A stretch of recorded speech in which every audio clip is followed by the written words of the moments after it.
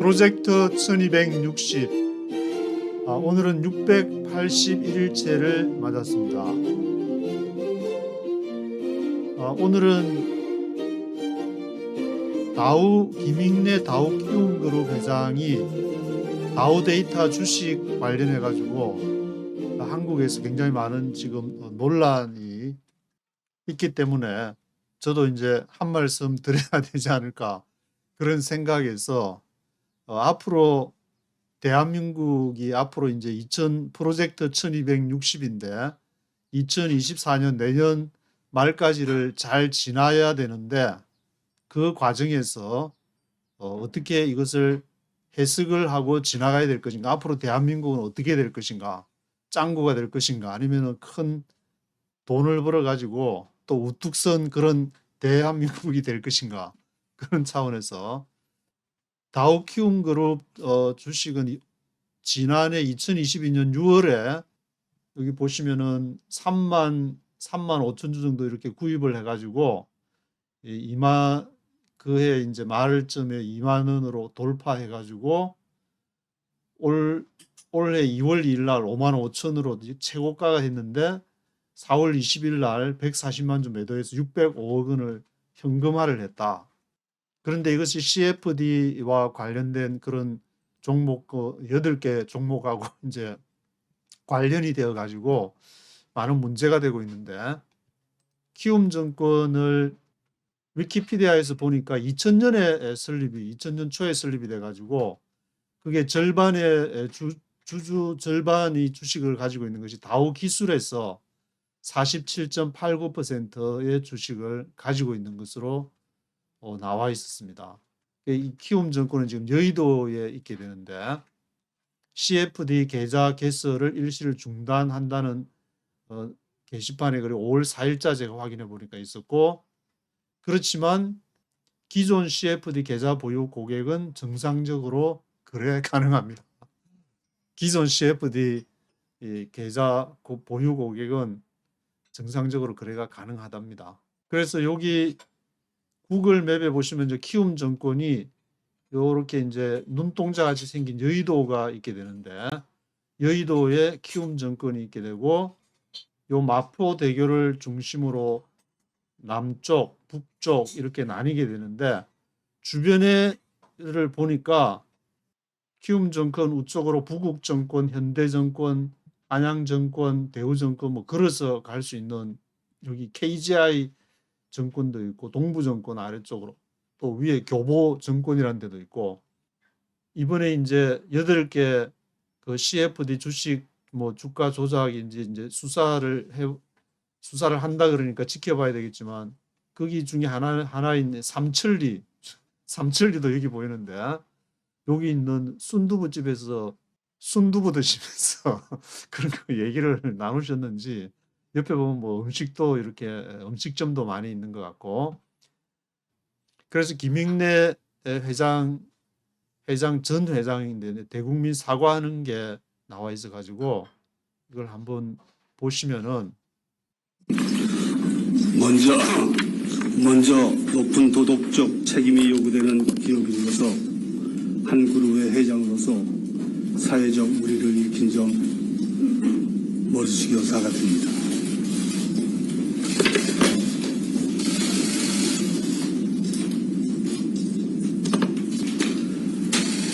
저는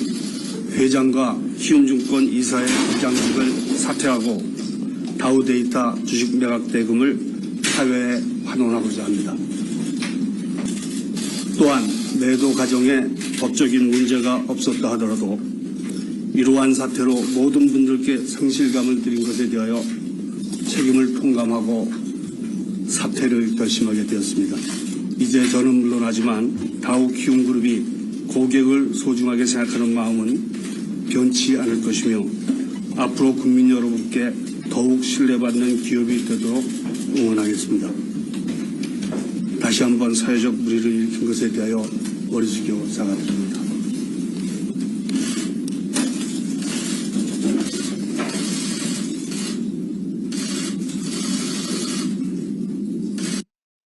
그래서 김익래 회장에 대한 그 사과문을 보셨는데 이게 보면 이제 라더견 H투자 자문업체 대표가 명예훼손 혐의로 고소한 내용이 있지만 뭐 일부 언론에서는 이제 그 라더견 대표도 이렇게 청와대에서 전에 문재인 정부 때 청와대에서 근무를 했기 때문에 같이 뭐 이렇게 투자자들하고 연결된 것이 아닌가 그런 보도도 나오고 있고 좀 이렇게 어수선한 그런 분위기인데 이런 분위기로 인해서 대한민국 국민들이 이제 앞으로 정권이라든지 주식이라든지 관심을 갖고 용돈이 있으면은 그런 데 투자를 해서 또 먹고 살아야 되는데 이런데 좀 찬물을 끼얹는 것이 아닌가라는 그 우려가 있어가지고 말씀을 드리게 됐는데 여기 보시면은 이제 서울국제금융센터 서울국제금융센터가 보이게 되고 지금 부산의 국제금융센터가 보이게 되는데 이 두 개가 중심이 되어 가지고 지금 이제 금융의 큰 손들, 금융계의 큰 손들이 이미 이 대한민국을 이렇게 터치하고 있는 것이 아닌가 그런 생각이 들기 때문에 간단하게 한 이렇게 카메라 줌을 좀 이렇게 좀 멀리서 한번 바라보는 그런 여유를 가져야 되지 않을까 그런 생각이 들어서 여기 이제 여의도 쪽을 보시면은 여의도 개발을 한강 종합 개발이 1968년도에 시작이 되어 가지고 1975년도에 국회의사당이 설립되고 83년도에 63 빌딩 그리고 99년도에는 여의도 공원으로 바뀌게 되는데 서울국제금융센터가 언제 생겼느냐? 2012년도에 완공이 되게 됩니다. 그리고 부산국제금융센터는 여기 완공되는 시점이 2013년에 부산국제금융센터가 완공이 돼가지고 이것도 이제 63 빌딩이고 서울에도 63 빌딩이 있으니까 같이 서울하고 부산하고 뭔가 연결된다는 뭔가 좀 거시기 하네 생각이 들게 되는데 부산국제금융센터에 있는 그 기관 중에 하나가 한국예탁결제원이라고 있는데 이것이 이제 정권 대체 결제 주식회사라고 해서 정권을 이렇게 받으면 대체로 결제를 하는데 페이퍼가 아닌 전자결제 시스템 그런 것이 이제 한국예탁결제원이 부산에 이미 국제금융센터 BIFC, IFC는 인터내셔널 파이낸셜 센터의 약자가 되는데 거기에 이제 서로 자리 잡고 있어가지고 앞으로 2030 부산 엑스포도 결정이 되지 않을까 그렇게 전망이 되고 있는데 마침 제가 이제 2012년에 대한민국에 한번 일이 있어가지고 방문할 일이 있어가지고 가서 보니까 광안대교도 그때 새로 생겨가지고 18년 만에 이제 대한민국 그때 한번 가게 됐는데 고향에 가보니까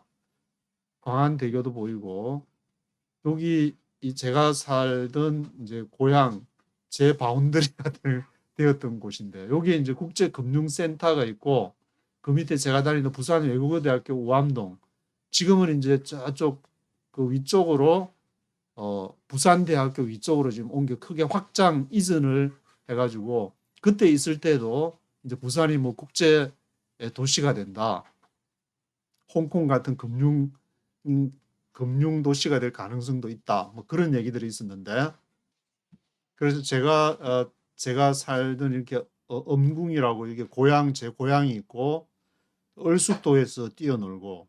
이게 낙동강이 여기가 동낙동강이 되고 서낙동강이 되는데 이쪽 편으로 이제 김해 새로 이제 부산 신항만이 들어서고 여기 요 위에 이제 동낙동강 서낙동강 사이에 공항이 있어가지고 이 공항에 내려가지고 이제 집으로 가게 되는데 제 아버지는 뭐 이렇게 한 40년을 어부로 지냈기 때문에 이 낙동강을 수없이 오가면서 제가 이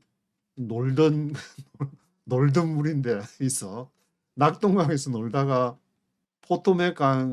강으로까지 와서 지금은 이제 허드슨 강 옆에서 놀고 있는 중인데 여기 이제 아래쪽에 이제 뭐 태종대도 그때 태종대도 가서 오륙도도 구경하고 왔었는데 드리고 싶은 말씀은 이제 서울의 국제금융센터, 부산의 국제금융센터 이런 것들이 그냥 뭐 이렇게 한번 해보자 해서 지어진 게 아니고 어떤 쭉 흐름이 보이기 때문에 2023년을 지나면서 지금 막 못 살겠다고 막 주식 이제 막 유튜브에 들어가면은 아우성들이 많이 나오고 있지만 이 또한 지나가리라 그런 그런 마음을 가지시고 저와 함께 프로젝트 1260을 하면서 이 기간을 잘 지나면은 또 새로운 한 역할을 담당하는 그런 시대라는 것은 이제 역사라는 것은 사이클이고 경제도 사이클이기 때문에 한번 지나가면 또 새로운 세상, 또 이 세상에서 그 꿈을 다 못 이뤘으면 저 세상에서 이룰 수 있다. 그런 꿈을 주는 게 또 기독교니까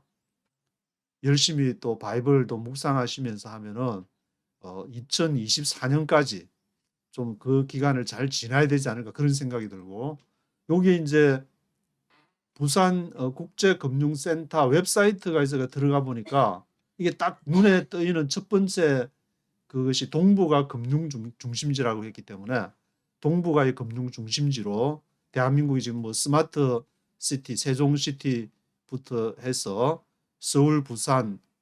서울, 대전, 대구, 부산 이렇게 쭉 경부 고속도로를 한번 쭉 이렇게 봤더니 거기에서 이제 여러 가지